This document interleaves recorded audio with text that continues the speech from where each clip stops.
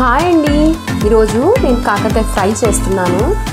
అమ్మ బాబోయ్, కాకరకాయ అని అనేవాళ్ళు లొట్టలు వేసుకుంటా తినాల్సిందేనండి. చేదు లేకుండా ఏ విధంగా తయారు చేసుకోవాలో ప్రాసెస్ చూపిస్తాను, చూసేయండి. ఫస్ట్ మనము ఈ విధంగా ఇట్లా తీసేసుకోవాలండి. బోటము కట్ చేసేసుకోవాలి.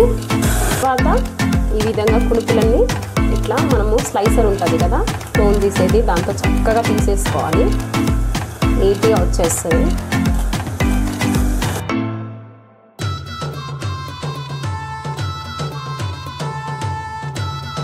ఇప్పుడు బాగా చెక్కు తీసేసుకున్నామండి. కాకరకాయ చూడండి ఎట్లుందో.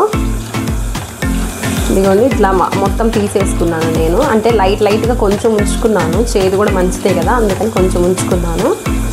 అండ్ ఇప్పుడు సన్నగా పీసెస్ కట్ చేసుకోవాలి మనము.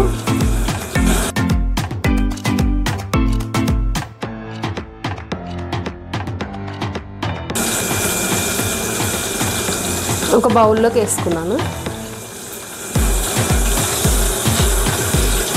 పావు స్పూన్ పసుపు యాడ్ చేశాను.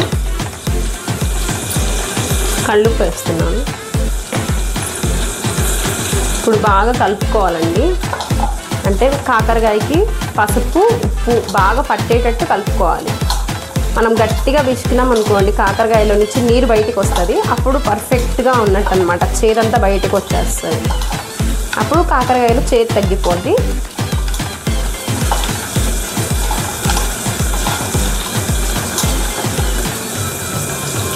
ఇప్పుడు కాకరకాయ గట్టిగా పిసికాను, చూడండి వాటర్ చూడండి ఎట్లా వస్తున్నాయో. ఇప్పుడు పర్ఫెక్ట్గా పిసికాము. ఒక 15 మినిట్స్ పాటు పక్కన పెట్టేయాలి. అందులోకి కాకరకాయలకు కారం ప్రిపేర్ చేసుకుందాము. ఎండుమిరపకాయలు వేసుకున్నాను. ఎండుమిరపకాయలు బాగా గ్రైండ్ చేసుకున్నాను. తర్వాత చిన్నుల్లిపాయ వేసుకుంటే మనకి అతుక్కోకుండా ఉంటుంది. అట్లానే కారం కూడా బాగా అవుతుందండి. చిన్నుల్లిపాయలు వేస్తున్నాను. కారం మెత్తగా గ్రైండ్ చేసేసుకున్నాను. ఒక 15 నిమిషాల పాటు పక్కన పెట్టేస్తానండి. ఇప్పుడు మళ్ళీ స్టార్ట్ చేశాను. ఇదేంటంటే మనం బాగా కడుక్కోవాలి ఫస్ట్ నీళ్ళతో. నెక్స్ట్ మనం పోపు పెట్టుకుందాము. నెక్స్ట్ తాలింపు గింజలు వేస్తున్నాను.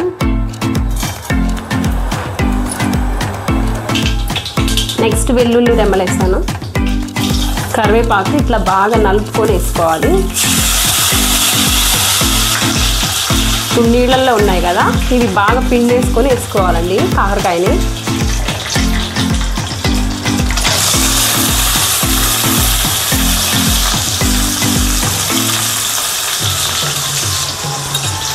ఇప్పుడు బాగా కాకరకాయని వేగనివ్వండి నూనెలో. మూత పెట్టండి. ఒక 5 మినిట్స్ మంచిగా వేగిపోతుంది కాకరకాయ.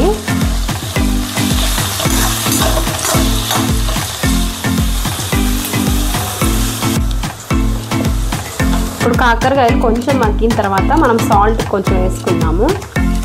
ఉప్పు చూసుకొని వేసుకోండి, ఎందుకంటే ఆల్రెడీ ఉప్పు వేసుకొని పిసుక్కున్నాం కాబట్టి మనము ఉప్పు తక్కువ వేసుకోవాలండి. ఉప్పు తక్కువ తినే వాళ్ళైతే ఆ ఉప్పు సరిపోతుంది. కొంచెం కావాలి అనుకుంటే మళ్ళీ ఇట్లా వేగేటప్పుడు ఇంకొంచెం వేసుకోవచ్చు ఉప్పు.